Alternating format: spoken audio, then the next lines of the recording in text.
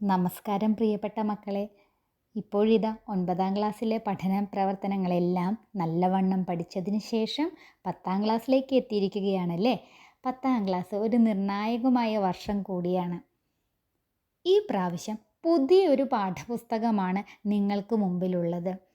അതുകൊണ്ട് തന്നെ ഈ പാഠപുസ്തകത്തിലുള്ള പാഠങ്ങളുടെ എല്ലാ മലയാള പരിഭാഷയും പഠന പ്രവർത്തനങ്ങളുടെ ചർച്ചയും ഈ ചാനലിലൂടെ ഞാൻ നിങ്ങൾക്ക് മുമ്പിൽ പങ്കുവയ്ക്കുകയാണ്.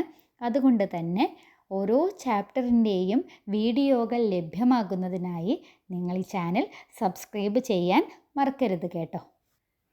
അതുകൂടാതെ തന്നെ 5 മുതൽ 10 വരെയുള്ള എല്ലാ സംസ്കൃത പുതിയ പാഠപുസ്തകത്തിൻ്റെ വീഡിയോകളും ഈ ചാനലിൽ ലഭ്യമാണ്. നിങ്ങളുടെ സഹോദരങ്ങൾക്കും ഇത് പങ്കുവയ്ക്കാൻ മറക്കരുത് കേട്ടോ. ഇനി നമുക്ക് പാഠഭാഗത്തിലേക്ക് കടക്കാം. ടെക്സ്റ്റ് ബുക്കിൽ നിങ്ങൾക്ക് കാണാം വിഷയാനുക്രമണിക. ഇവിടെ 4 ഏകകങ്ങളാണ് നിങ്ങൾക്ക് പഠിക്കാനുള്ളത്.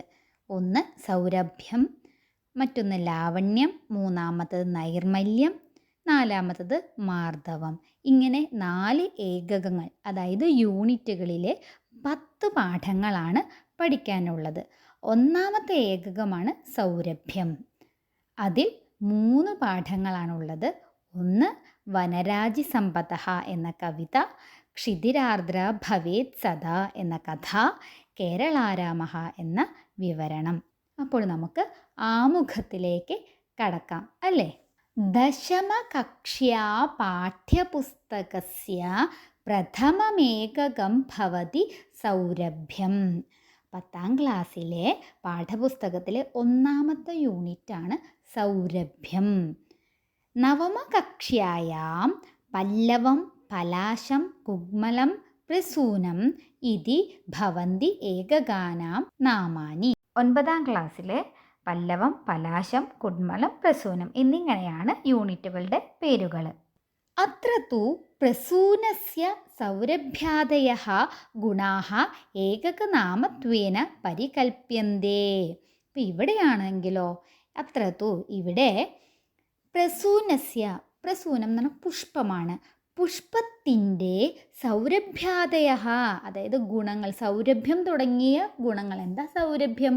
സുഗന്ധമാണല്ലേ, നല്ല മണമാണല്ലേ. അങ്ങനെയുള്ള ഗുണങ്ങളുടെ പേരുകളാണ് ഏകകനാമത്വേന പരികൽപ്യന്തേ. ഏകകം എന്നുള്ള രീതിയിൽ ഈ യൂണിറ്റുകളുടെ നാമങ്ങളായിട്ട് കണക്കാക്കുന്നത്.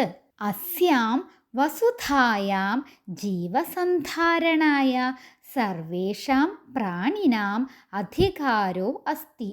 അസ്യാം വസുധായാം, ഈ ഭൂമിയിലെ ജീവസന്ധാരണായ, ജീവൻ നിലനിർത്താൻ, സർവേഷാം പ്രാണിനാം, എല്ലാ ജീവജാലങ്ങൾക്കും അധികാരോ അസ്തി, അധികാരമുണ്ട്, അവകാശമുണ്ട്.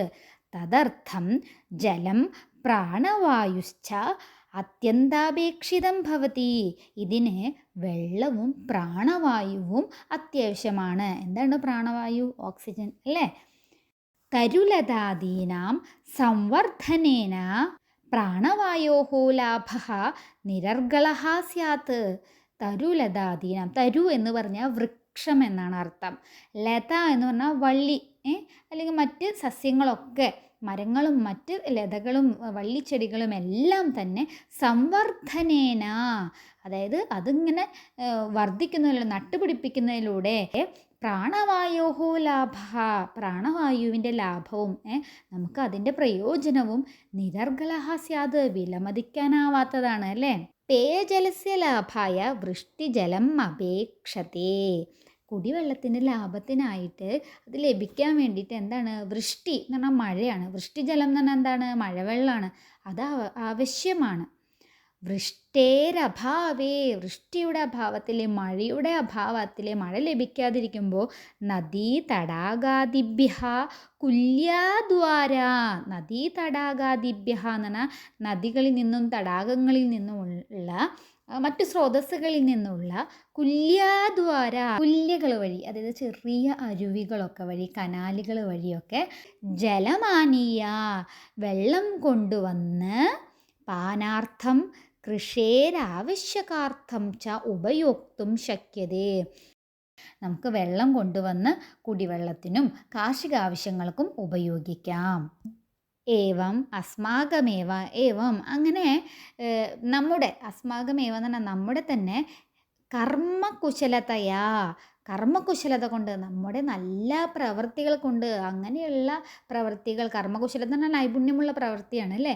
വസുന്ധരാമിമാം, നമ്മുടെ ഈ നമ്മുടെ ഭൂമിയെ സസ്യശ്യാമള കോമളാം കർത്തും, സസ്യശ്യാമള കോമളമാക്കുവാനായിട്ട്, ആക്കാനൊക്കെ ആയിട്ട് സാധിക്കുന്നു, നമുക്ക് കഴിയും എന്നാണ് പറയുന്നത്. അസ്മിന്നേകകേ ത്രയഃ പാഠാഃ സന്തി. ഈ ഏകകത്തിൽ, ഈ യൂണിറ്റിൽ 3 പാഠങ്ങളാണ് ഉള്ളത്. ഏതൊക്കെയാണ്? മുമ്പ് പറഞ്ഞ പോലെ തന്നെ വനരാജി സമ്പത്തഃ ഇതി കവിത, വനരാജി സമ്പത്ത് എന്ന് പറയുന്നൊരു കവിത, ക്ഷിതിരാർദ്ര ഭവേത് സദാ എന്നുള്ള ഇതി കഥ, കേരളാരാമഃ ഇതി ഉപന്യാസശ്ച. ഇങ്ങനെ 3 എണ്ണമാണ് ഉള്ളത്.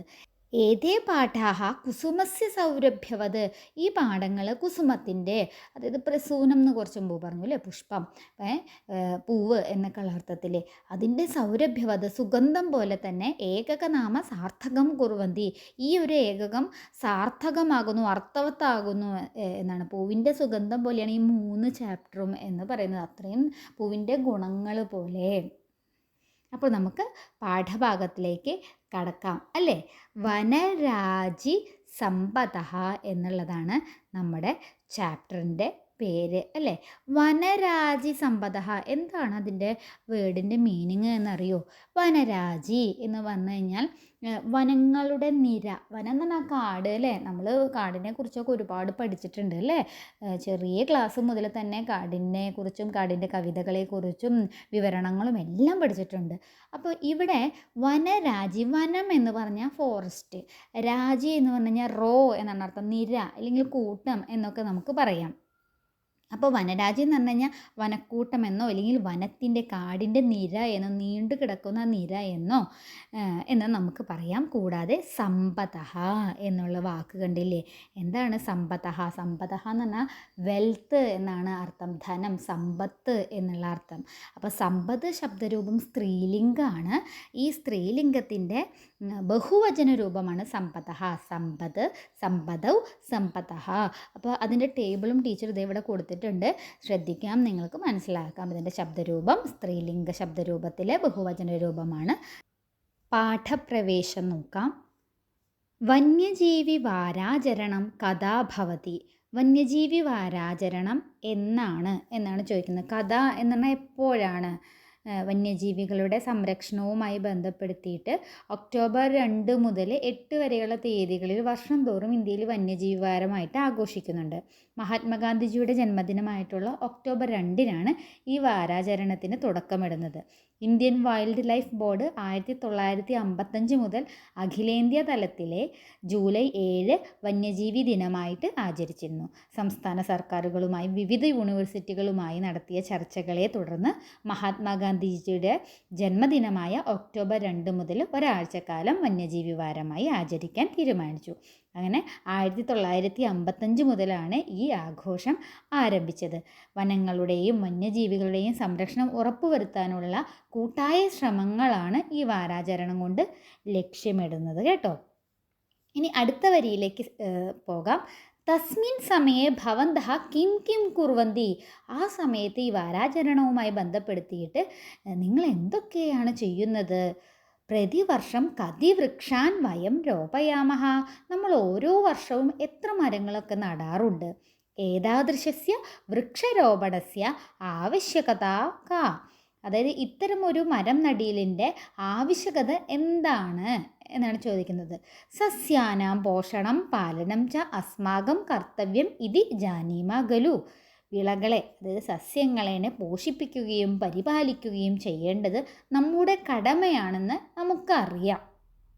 സർവജീവിനാം സുസ്ഥിതയെ സസ്യാനി അത്യന്താപേക്ഷിതാനി ഭവന്തി. എല്ലാ ജീവജാലങ്ങളുടെയും ക്ഷേമത്തിന് ഈ വിളകളുടെ അല്ലെങ്കിൽ ഈ സസ്യങ്ങൾ അത്യാവശ്യമാണ്. സസ്യസമ്പന്നം കാനനം തു പ്രകൃതേഹി അവിഭാജ്യ ഭാഗോ അസ്തി. വിളകളാൽ സമ്പന്നമായിട്ടുള്ള വനങ്ങൾ പ്രകൃതിയുടെ അവിഭാജ്യമായ ഘടകമാണ്. കസ്യചിത് വനസ്യ വാങ്മയ ചിത്രം പശ്യാമഹ. ഒരു കാടിൻ്റെ അക്ഷരാർത്ഥത്തിലുള്ളൊരു ചിത്രം, ഒരു വാങ്മയ ചിത്രം നമുക്ക് നോക്കാം എന്നാണ് ഇവിടെ പറയുന്നത്. ഇവിടെ ഒരുപാട് പ്രശ്നവാചകങ്ങൾ അല്ലെങ്കിൽ പ്രശ്നപദങ്ങൾ കാണാനായിട്ട് സാധിക്കും. അതായത് ചോദ്യം ഉണ്ടാക്കുന്നതിന് വേണ്ടിയിട്ട്. കഥ എന്ന് പറഞ്ഞാൽ എപ്പോൾ, കതി എന്ന് പറഞ്ഞാൽ എത്ര, പിന്നെ കിം എന്ന് പറഞ്ഞാൽ എന്ത്, പിന്നെ ക എന്ന് സ്ത്രീലിംഗത്തിൽ ഉപയോഗിക്കുമ്പോൾ ആര് എന്നുള്ള അർത്ഥത്തിൽ. ആവശ്യകത എന്നുള്ളത് സ്ത്രീലിംഗം ആയതുകൊണ്ട് ക എന്ന് ഉപയോഗിക്കുന്നു. കഹ എന്ന് പറഞ്ഞാൽ അത് പുല്ലിംഗ ശബ്ദമായിട്ട് മാറും, ആര് എന്നുള്ള അർത്ഥത്തിൽ, അല്ലേ? ഇതുപോലെയുള്ള ഒരുപാട് പ്രശ്നവാചകങ്ങൾ നിങ്ങൾ പഠിച്ചിട്ടുണ്ടായിരിക്കും. പ്രശ്നങ്ങളൊക്കെ ചോദ്യങ്ങളൊക്കെ ഉണ്ടാക്കണമെങ്കിൽ ഇത്തരത്തിലുള്ള വാക്കുകൾ വളരെ അത്യാവശ്യമാണ്. നമുക്കിനി ആമുഖത്തിലേക്ക് കടക്കാമല്ലേ. പ്രകൃതിരിയം സർവഗുണസമ്പന്ന തഥാ സർവേഷാം പ്രാണിനാം സമസ്ത സൗഭാഗ്യദായിനി ച ഭവതി. പ്രകൃതി എല്ലാ ഗുണങ്ങളാലും സർവ്വഗുണങ്ങളാലും സമ്പന്നയാണ്, നിറഞ്ഞവളാണ്. തഥാ സർവേഷാം പ്രാണിനാം എല്ലാ ജീവജാലങ്ങൾക്കും സമസ്ത സൗഭാഗ്യദായിനി എല്ലാ സൗഭാഗ്യങ്ങളും നൽകുന്നവളുമാകുന്നു. തഥാപി രൗദ്ര മൃദുലഭാവാഭ്യാം സാ സദാ അദൃശ്യ അഭിഗമ്യ ചാസ്തി. ഇവിടെ അദൃശ്യ അഭിഗമ്യ എന്ന് പറയുന്ന രണ്ട് വാക്കുകളുണ്ട്, അല്ലേ? അദൃശ്യ എന്ന് പറഞ്ഞു കഴിഞ്ഞാൽ എന്താണ്? എളുപ്പത്തിൽ കീഴടക്കാനാവാത്ത അഥവാ ലംഘിക്കാനാവാത്ത എന്നാണ് അർത്ഥം. അഭിഗമ്യ എന്ന് പറഞ്ഞാൽ നേരിട്ട് സമീപിക്കാനാവുന്നത് എന്നുള്ള അർത്ഥവും. അതുപോലെ ഈ രണ്ട് പദങ്ങളും കാളിദാസൻ്റെ രഘുവംശത്തിലെ പ്രയോഗത്തിന് ശേഷം ഏറെ പ്രസിദ്ധങ്ങളും പലയിടത്തും പ്രയോഗിക്കപ്പെടുന്നതുമാണ്. അപ്പോൾ ഇവിടെ നമുക്ക് കാടുമായി ബന്ധപ്പെടുത്തിയിട്ട് എങ്ങനെ പറയാം എന്നാണെങ്കിൽ ആദ്യം തന്നെ കൊടുത്തിട്ടുണ്ട് രൗദ്ര മൃദുല ഭാവാഭ്യാം സാ സദാ. രൗദ്ര മൃദുല ഭാവം എന്ന് പറഞ്ഞാൽ രൗദ്രം എന്ന് പറഞ്ഞാൽ രൗദ്രഭാവം, ദേഷ്യമുള്ള ഭാവത്തിലും മൃദുല ഭാവത്തിലും അവൾ ആ പ്രകൃതി എന്താണ്? അദൃശ്യയും അതേപോലെ തന്നെ അഭിഗമ്യയുമാണ്. പ്രകൃതി അതിൻ്റെ രൗദ്രഭാവം കൊണ്ട് എളുപ്പത്തിൽ ആർക്കും കീഴടക്കാനാവാത്തവളും മൃദുലഭാവം കൊണ്ട് ആർക്കും എളുപ്പത്തിൽ സമീപിക്കാനാവുന്നവളും ആണെന്നാണ് ഇവിടെ സൂചിപ്പിക്കുന്നത്. ഇനി കാട് എങ്ങനെയാണ്? ആ വനത്തിലെ പൂവുകളും കായകളും മറ്റു മനോഹാരിതകളും എല്ലാം കൂടി ചേർന്നിട്ട് ആ കാട് നമ്മളെ വളരെയധികം മാടി വിളിക്കുകയാണ് ചെയ്യുന്നത്, അല്ലേ? അങ്ങനെ ഇരിക്കുന്ന ആ കാട് മൃദുലഭാവം നിറഞ്ഞവളാണ്, അല്ലേ? അതുകൊണ്ട് തന്നെ നമുക്കത് അഭിഗമ്യമാണ്. എന്നാൽ വന്യജീവികൾ, ക്രൂരമൃഗങ്ങൾ, മറ്റിഴജന്തുക്കൾ മുതലായവ തീർക്കുന്ന ഒരു വന്യത കൊണ്ട് നമുക്കെപ്പോഴും ആ കാട് അദൃശ്യവുമാണ്, അല്ലേ? ഇനി നമുക്ക് അടുത്ത വരിയിലേക്ക് കടക്കാം. അസ്യാഹ വിരുദ്ധമിതം സ്വരൂപം ദ്രഷ്ടും കാനനമേവ ഗന്തവ്യം. അവളുടെ നേരെയുള്ള ഈ രൂപത്തെ, വിരുദ്ധമിത രൂപം, ഇങ്ങനെ വ്യത്യസ്തമായിട്ട് ഒരു വിരുദ്ധമായിട്ടുള്ളൊരു രൂപമുണ്ട്, അല്ലേ? എങ്ങനെ? രൗദ്രവുമുണ്ട് മൃദുല ഭാവമുണ്ട്, അല്ലേ? രണ്ട് തരത്തിൽ വ്യത്യസ്തമായിട്ടുള്ള ഭാവങ്ങളുണ്ട്, അല്ലേ? ഇങ്ങനെ നേരെയുള്ള ഈ രൂപത്തെ കാണാൻ നിങ്ങൾക്ക് കാട്ടിലേക്ക് പോകണം. ഈ പ്രകൃതിയുടെ ഈ രൂപത്തെ കാണാൻ നിങ്ങൾ കാട്ടിലേക്ക് തന്നെ പോകണം. തത്ര തമഹ പ്രകാശയോഹ മിശ്രണം തഥാ മൃദുലവിഹ്വലാഹ രവാഹ. തത്ര ഇവിടെ തമഹ പ്രകാശയോഹ മിശ്രണം, ഇരുട്ടിൻ്റെയും, തമസ് എന്ന ഇരുട്ട് എന്നാണ് അർത്ഥം, പ്രകാശയോഹ വെളിച്ചത്തിൻ്റെയും മിശ്രണം, ഒരു മിശ്രിതവും, തഥാ അതുപോലെ തന്നെ എന്താണ്? മൃദുല വിഹ്വലാഹ രവാഹ, മൃദുലങ്ങളും വിഹുലങ്ങളുമായിട്ടുള്ള ശബ്ദങ്ങൾ, അല്ലേ? ചിലപ്പോൾ മൃദുലമായിട്ടുള്ള പക്ഷികളുടെ ശബ്ദങ്ങളായിരിക്കാം. അതുപോലെ തന്നെ വലിയ വലിയ ഗർജനങ്ങളൊക്കെ നിങ്ങൾക്ക് കേൾക്കാനായിട്ട് സാധിക്കും, അല്ലേ? കൂടാതെ നിമ്നോന്നതാഹ ഭൂവിഭാഗാഹ, ഉയർന്നതും താഴ്ന്നതുമായിട്ടുള്ള പ്രദേശങ്ങൾ, ഹ്രസ്വോന്നതാഹ വൃക്ഷാഹ, അതുകൂടാതെ ഉയരം കുറഞ്ഞതും ഉയരം കൂടിയതുമായിട്ടുള്ള മരങ്ങൾ എന്നിങ്ങനെയുള്ള എന്താണ്? ഇത്യാദീനാം വൈരുദ്ധ്യാനാം മേളനഞ്ച, ഇങ്ങനെ എന്നിങ്ങനെയുള്ള വൈരുദ്ധ്യങ്ങളുടെ സംയോജനം നമുക്ക് ഏകത്രൈവ ഒരു സ്ഥലത്ത് തന്നെ ദൃഷ്ടും ശക്യതയെ കാണാനായിട്ട് സാധിക്കും. തദ്വിഷയ, ആ വിഷയത്തിൽ കവിതാമേഘം, ഒരു കവിത പഠാമഹ, നമുക്ക് പഠിക്കാം എന്നാണ് പറയുന്നത്. കവിത നമുക്ക് ചൊല്ലി നോക്കിയാലോ ഈണത്തിൽ? ഒരു ഈണത്തിൽ ടീച്ചർ പാടാം, കൂടാതെ നിങ്ങൾ ഒരുപാട് സംഗീതമൊക്കെ അറിയുന്ന കുട്ടികളുണ്ടാവും. അവർക്ക് നിങ്ങൾക്ക് ഇഷ്ടമുള്ള രീതിയിൽ ഈണത്തിൽ പാടി പഠിക്കുക. അപ്പോൾ നമുക്ക് വേഗം മനഃപ്പാഠമാക്കാനും സാധിക്കും എന്നുള്ളതാണ് ഇതിൻ്റെ ഒരു വസ്തുത. കവിതാസ്വാദനം എന്ന് പറയുന്നത് ഈണവും അതിലെ ഒരു പ്രധാനപ്പെട്ട ഘടകമാണല്ലോ. ഘനഘോരസുന്ദരം ബന്ധുരം കാനനം ഖഗമൃഗാദീനാം തു സുഖനിശാന്തം നവപല്ലവാഠ്യം ച കുസുമസമ്പന്നകം പരിതോ മഹീധരം ഭോചകാസ്തി. ഇനി നമുക്ക് ഇതിൻ്റെ അന്വയം ഒന്ന് നോക്കിയാലോ. ഘനഘോരസുന്ദരം ബന്ധുരം ഖഗമൃഗാദീനാം തു സുഖനിശാന്തം നവപല്ലവാഠ്യം കുസുമസമ്പന്നകം ച കാനനം മഹീധരം പരിതഃ ഭോ ചകാസ്തി. എന്താണ് ഇവിടെ പറയണേ? ഘനഘോരസുന്ദരം, അതായത് ഈ ബന്ധുരം കാനനം എന്ന് പറയുന്നത്, കാനനം എന്ന് പറഞ്ഞാൽ എന്താണ്? വനം എന്നാണ് അർത്ഥം അല്ലേ? കാട് എന്നാണ് അർത്ഥം. അപ്പോൾ കാട്, കാനനം, വനം എന്ന് പറയുന്നത് ഘനഘോര സുന്ദരമാണ്. അത് ഇടതൂർന്ന അല്ലെങ്കിൽ നിബിഡമായിട്ടുള്ളതും അതുപോലെ സുന്ദരമായിട്ടുള്ളതും. ബന്ധുരം എന്ന് പറഞ്ഞു കഴിഞ്ഞാൽ ആകർഷകമായിട്ടുള്ളത് എന്ന് നമുക്ക് പറയാം. കൂടാതെ മറ്റൊരർത്ഥം കൂടിയുണ്ട്. എന്താണ്? ഉയർന്നു താഴ്ന്നത് അല്ലെങ്കിൽ വളഞ്ഞത് എന്നൊക്കെയുള്ള രീതിയിലുള്ള പല അർത്ഥങ്ങൾ നമുക്ക് കാണാനായിട്ട് സാധിക്കും. നമുക്ക് ഒന്നെങ്കിൽ ആകർഷകം എന്നുള്ള രീതിയിൽ എടുക്കാം, അല്ലെങ്കിൽ ഉയർന്നു താഴ്ന്നത് എന്നുള്ള രീതിയിലും നമുക്ക് ഇതിനെ വ്യാഖ്യാനമായിട്ട് സാധിക്കും. അപ്പോൾ ഘനഘോരസുന്ദരവും ബന്ധുരവുമായിട്ടുള്ള കാനനം. കൂടാതെ ഖഗമൃഗാദീനാം, ഖഗം എന്ന് പറഞ്ഞാൽ പക്ഷികൾ അല്ലേ? മൃഗം എന്ന് പറഞ്ഞു കഴിഞ്ഞാൽ, മൃഗം എന്ന് പറഞ്ഞാൽ ശരിക്കും എന്താണ്? ഹരിണം എന്നുള്ള അർത്ഥത്തിലാണ്, മാന എന്നുള്ള അർത്ഥത്തിലാണ്. പക്ഷേ ഇവിടെ മൃഗം എന്ന് പറഞ്ഞാൽ ആനിമൽ എന്നുള്ള അർത്ഥത്തിലാണ് കേട്ടോ ഉപയോഗിക്കുന്നത്.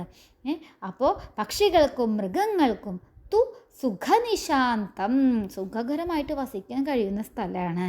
ഇനിയോ നവപല്ലവാഠ്യം, നവം എന്ന് പറഞ്ഞാൽ പുതിയത് എന്നാണ് അർത്ഥം. അപ്പം നവപല്ലവാഠ്യം എന്ന് പറഞ്ഞാൽ എന്താണ്? പുതിയ തളിരുകളെ കൊണ്ടും നിറഞ്ഞതും സമ്പന്നമായതും ച കുസുമ സമ്പന്നകം, പലതരത്തിലുള്ള പൂക്കളെ കൊണ്ട് നിറഞ്ഞതും. പരിതോ മഹീധരം ഭോചകാസ്തി എന്ന് പറയുന്നുണ്ട്. എന്താണ്? പരിതഃ, മഹീധരം പരിതഃ, അതായത് പർവ്വതത്തിന് ചുറ്റുപാടുമുള്ള ആ വനം ചകാസ്തി, ശോഭിക്കുന്നു എന്നാണ് ഇവിടെ അർത്ഥം. അർത്ഥം ഒന്നും കൂടി മലയാളത്തിൽ പറഞ്ഞു തരാം. കാനനം ഇടതൂർന്ന് നിബിഡമായതും സുന്ദരമായതും ആകർഷകമായതും, കൂടാതെ പക്ഷികൾക്കും മൃഗങ്ങൾക്കും സുഖകരമായി വസിക്കാവുന്നതും, പുതിയ തളിരുകളെ കൊണ്ട് സമ്പന്നവും പലതരത്തിലുള്ള പൂക്കളെ കൊണ്ട് നിറഞ്ഞതും, പർവ്വതത്തിന് ചുറ്റുപാടുമുള്ള ആ വനം അങ്ങനെ ശോഭിക്കുന്നു എന്നാണ് ഇവിടെ. ഇനി അടുത്ത വരിയിലേക്ക് പോകാമല്ലേ? വനനിർഝരീധരി ഭ്രമരീഭിരാകുലാത് മുഖരീകൃതം ചാരു സരസീതടം തരുലതാ ശാഖാസു നീഡജാനാം തഥാ ശാഖാമൃഗാനാം ച സുഖമേലനം. എങ്ങനെയാണ്? വനനിർഝരീ ധരി ആകുലാത് ഭ്രമരീഭിഹി മുഖരിതം ചാരു സരസീതടം തഥാ തരുലതാശാഖാസു നീഡജാനാം ശാഖാമൃഗാനാം ച സുഖമേലനം അത്ര ദൃശ്യത്തെ. എങ്ങനെയാണ്? വനനിർഝരി, കാട്ടിലെ വെള്ളച്ചാട്ടങ്ങൾ, ധരി, താഴ്വാരകൾ, കൂടാതെ പ്രക്ഷുബ്ധമായ തേനീച്ചകൾ നിറഞ്ഞതും, പിന്നെയോ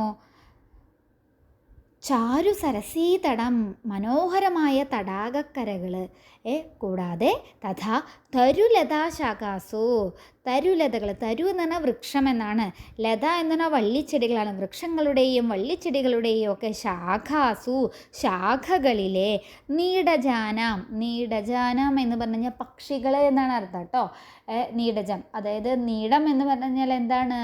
കൂട് എന്നാണ് അർത്ഥം. നമുക്ക് കൂടുണ്ടാക്കുന്നവയാണ് നീഡജങ്ങൾ കേട്ടോ. അപ്പോൾ പക്ഷികളുടെയും, പിന്നെയോ ശാഖാമൃഗാനാം, ശാഖാമൃഗങ്ങൾ എന്ന് പറഞ്ഞാൽ ഒരു മരത്തിൻ്റെ ശാഖയിൽ നിന്ന് മറ്റൊരു മരത്തിലേക്ക് ചാടുന്ന മൃഗങ്ങൾ. ആരൊക്കെയാണ്?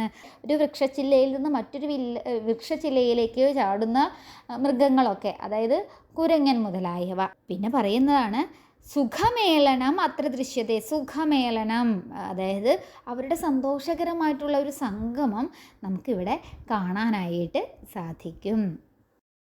തരുകോടരാന്തരേ ശുകകുലാനാംബിലെ നകുലസ്യ ശശകസ്യ വിവിധസ്വനം നവലതാ കുഞ്ചേഷു നിത്യം വനപ്രിയൈ കൃതമഹോ സംഗീതരസസേചനം. തരുകോടരാന്തരേ. തരു എന്ന് പറഞ്ഞാൽ വൃക്ഷം, കോടരം എന്ന് പറഞ്ഞാൽ പൊത്ത്, അന്തരം എന്ന് പറഞ്ഞാൽ ഉള്ളിലെ വൃക്ഷപ്പൊത്തുകളുടെ ഉള്ളിലെ ശുകകുലാനം. ശുകം എന്ന് പറഞ്ഞാൽ തത്ത, തത്തകളുടെ കുലം തന്നെ, ഒരു ഗ്രൂപ്പ്, അവരുടെ ഫാമിലി എന്നൊക്കെ നമുക്ക് പറയാം അല്ലേ. ബിലേ നകുലസ്യ ശശകസ്യ വിവിധ സ്വനം. ബിലേ പൊത്തിലെ മാളങ്ങളിലെ, നകുലൻ എന്ന് പറഞ്ഞാൽ കീരി എന്നാണ് അർത്ഥം. അതുപോലെ ശശക മുയലുകൾ, അവരുടെ വിവിധ സ്വനം, വിവിധ ശബ്ദങ്ങൾ. പിന്നെയോ നവലത കുഞ്ചേഷു നിത്യം വനപ്രിയൈ. നവലത കുഞ്ചേഷു എന്ന് പറഞ്ഞാൽ പുതിയ ലതാകുഞ്ചങ്ങൾ. ലതാകുഞ്ചം എന്ന് പറഞ്ഞാൽ എന്താണ്? വള്ളി കൂടാരങ്ങളാണ്. വള്ളികളൊക്കെ നിറഞ്ഞിട്ടുള്ള കൂടാരങ്ങളെ, കുടിലുകളെയാണ് നമ്മൾ ലതാകുഞ്ചം എന്ന് പറയുന്നത്. നിത്യം വനപ്രിയേഹി. നിത്യം ദിവസവും, നിത്യവും വനപ്രിയേഹി എന്ന് പറഞ്ഞാൽ എന്താണെന്ന് അറിയോ? കുയിലുകളെയാണ് പറയുന്നത് വനപ്രിയ എന്നുള്ളത്. അപ്പോൾ കുയിലുകളുടെ അഹോ കൃതം സംഗീത രസസേചനം, അതായത് അവരുടെ സംഗീതമാകുന്ന രസത്താൽ സേചനം ചെയ്യുന്നു, നനയ്ക്കുന്നത്. അവരങ്ങനെ നനയ്ക്കുന്നു, അതായത് കുയിലുകൾ നന്നായിട്ട് പാട്ട് പാടുന്നു എന്നാണ് പറയുന്നത്. ഇനി നമുക്ക് അടുത്ത സ്റ്റാൻസയിലേക്ക് പോകാമല്ലേ. വനശിലാതലമേത്യ താരാപഥം വീക്ഷ്യ മൃഗകുലാധീശസ്യ ഘനഗർജനം ബർഹിണാം നർത്തനം നവമേഘവർഷണം വനതലം സർവത്ര ഘോഷപൂർണം. വനശിലാതലമേത്യ, അതായത് വന എന്ന് പറഞ്ഞാൽ കാട്, കാട്ടിലെ പാറക്കെട്ടുകളിൽ അവിടെ എത്തിയിട്ട് താരാപഥം വീക്ഷ്യ, ആ താരാപഥത്തെ, ആകാശത്തിലുള്ള ആ നക്ഷത്രക്കൂട്ടങ്ങളേനെ, ആ എന്താണ് നക്ഷത്രപാതയിലേക്ക് നോക്കിയിട്ട്, നോക്കിയിട്ട് മൃഗകുലാധീശൻ, മൃഗകുലത്തിൻ്റെ, അതായത് മൃഗങ്ങളുടെ അധീശനായിട്ടുള്ള ആ സിംഹത്തിൻ്റെ ഘനഗർജനം, വളരെ വലിയ ഗർജനം, ശബ്ദം അല്ലേ. കൂടാതെ പിന്നെന്താണ്? ബർഹിണാം നർത്തനം, മയിലുകളുടെ ആ നൃത്തം. നവമേഘവർഷണം, അതുപോലെ പുതുമേഘങ്ങളുടെ പെയ്യൽ. പിന്നെ വനതലം സർവത്ര ഘോഷപൂർണം. ഈ വനം എന്ന് പറയുന്ന ആ കാട്ടുപ്രദേശം, വനം മുഴുവൻ എല്ലായിടത്തും ശബ്ദത്താൽ നിറഞ്ഞിരിക്കുന്നു എന്നാണ് ഇവിടെ പറയുന്നത്. ഇതിൻ്റെ അന്വയം എങ്ങനെ നമുക്ക് പറയാം? വനശിലാതലം ഏത്യ താരാപഥം വീക്ഷ്യ മൃഗകുലാധീശസ്യ ഘനഗർജനം ബർഹിണാം നർത്തനം നവമേഘവർഷണം ച അത്ര ഭവന്തി. ഏവം വനതലം സർവത്ര ഘോഷപൂർണം ഭവതി. ഇനി ലാസ്റ്റ് സ്റ്റാൻസയാണ് കേട്ടോ. പ്രകൃതിസ്തു മോഹനാകാരേണ ഭീഷണേന ആനന്ത്യരൂപേണ വർത്തതേത്ര വനരാജി സമ്പദ പ്രാണിനാമിവ മർത്യലോകസ്യ സർവതാ ഹിതകരാസ്യൂ. എന്താണ്? പ്രകൃതി തു മോഹനാകാരേണ ഭീഷണേന ആനന്ദ്യരൂപേണ അത്ര വർത്തത്തെ. ഏതാഹ വനരാജ്യസമ്പത്തഃ പ്രാണിനാം ഇവ മർത്യലോകസ്യാപി സർവഥാ ഹിതകരാഃ സ്യുഃ. എന്താണ്? പ്രകൃതി തു, ഈ പ്രകൃതി മോഹനാകാരേണ, അതായത് അതിൻ്റെ മയക്കുന്ന, മോഹിപ്പിക്കുന്നതും, അതുപോലെ ഭീഷണേന ഭയപ്പെടുത്തുന്നതും, പിന്നെ ആനന്ദരൂപേണ ആനന്ദമായിട്ടുള്ള രൂപത്തിൽ നിലനിൽക്കുന്നു എന്നാണ് പറയുന്നത്. ആദ്യം തന്നെ 2 വൈരുദ്ധ്യങ്ങളെക്കുറിച്ച് പറഞ്ഞു അല്ലേ. മൃദുഭാവവും ഉണ്ട്, രൗദ്രഭാവവും ഉണ്ട് എന്നല്ലേ. അതാണ് ഇവിടെ പറയണത്. പിന്നെയോ ഈ വനക്കൂട്ടങ്ങൾ, ഈ വനരാജ്യ സമ്പത്ത്, ഈ വനനിരകളുടെ അല്ലെങ്കിൽ വനക്കൂട്ടത്തിൻ്റെ സമ്പത്ത് പ്രാണിനാമിവ, അതായത് പ്രാണികളെ, ജീവികൾക്ക് എന്ന പോലെ തന്നെ മർത്യലോകസ്യ, ഈ മനുഷ്യർക്കും എല്ലാ പ്രകാരത്തിലും, സർവ്വസാധാരണ എല്ലാ പ്രകാരത്തിലും ഹിതകരാഹ, പ്രയോജനകരമായിട്ട് ആയിരിക്കുന്നതാണ് എന്നാണ് ഇവിടെ പറയുന്നത്. ഇത് ഈ വീഡിയോ പാർട്ട് 1 ആണ്. പാർട്ട് 2 വീഡിയോയിൽ ബാക്കിയുള്ള നമ്മുടെ അഭ്യാസങ്ങൾ, ചോദ്യങ്ങളും അതിൻ്റെ ഉത്തരങ്ങളുമാണ് നമ്മൾ ചർച്ച ചെയ്യാൻ പോകുന്നത്. അപ്പോൾ ആ ഒരു വീഡിയോ ലഭിക്കുന്നതിന് വേണ്ടിയിട്ട് സബ്സ്ക്രൈബ് ചെയ്യാത്തവർ സബ്സ്ക്രൈബ് ചെയ്യണം കേട്ടോ. എങ്കിൽ മാത്രമേ നമുക്ക് ആ വീഡിയോ ലഭിക്കുകയുള്ളൂ. നിങ്ങളുടെ വിലയേറിയ അഭിപ്രായങ്ങളും കൂടാതെ സംശയങ്ങളും എല്ലാം നിങ്ങൾ മെസ്സേജിലൂടെ അറിയിക്കുക. അതുകൂടാതെ തന്നെ എന്തെങ്കിലും തിരുത്തുകൾ, സാങ്കേതികപരമായിട്ട് ഈ വീഡിയോയിൽ വരുന്ന എന്തെങ്കിലും പ്രശ്നങ്ങളുണ്ടെങ്കിൽ തന്നെ അത് ടീച്ചർ ഡിസ്ക്രിപ്ഷൻ ബോക്സിൽ രേഖപ്പെടുത്തുന്നതുമായിരിക്കും. അതെല്ലാം ശ്രദ്ധിക്കുമെന്ന് കരുതുന്നു.